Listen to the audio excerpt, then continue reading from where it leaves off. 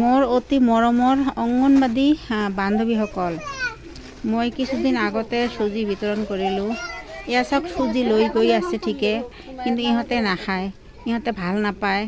এইবিলাক চুজি, এইবিলাক আৰু খিচিৰি এইবিলাক লৈ যায় ইহঁতে গৰু ছাগলীক খুৱায়, ভেড়া হাঁহ মুৰ্গী এইবিলাকক খুৱায়। ইহঁতে ভাল নাপায়। ইহঁতে বাৰ বাৰ কৈ আছে আমাক আগৰ নিচিনাকৈ বস্তু লাগে, আগৰ নিচিনাকৈ চাউল দালি মটৰ এইবিলাক লাগে।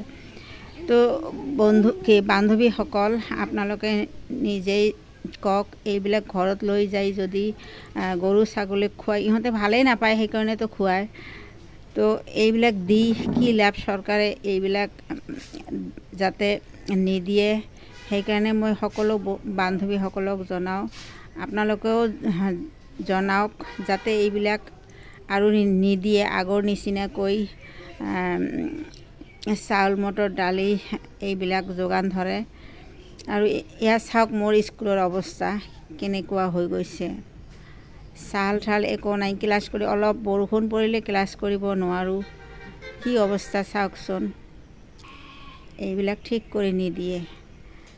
এয়া চাওক কি অৱস্থা, দেখিব পাৰিছে। এয়া চাল নাই।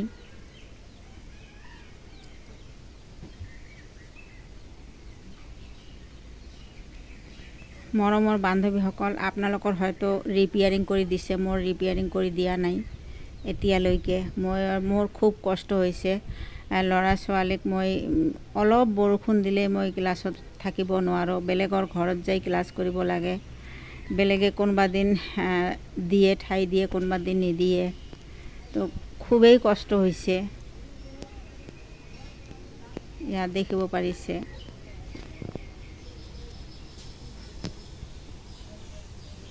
তো মৰমৰ বান্ধৱীসকল, আপোনালোকে ভিডিঅ' চোৱাৰ কাৰণে আপোনালোকক বহুত বহুত ধন্যবাদ জনালোঁ।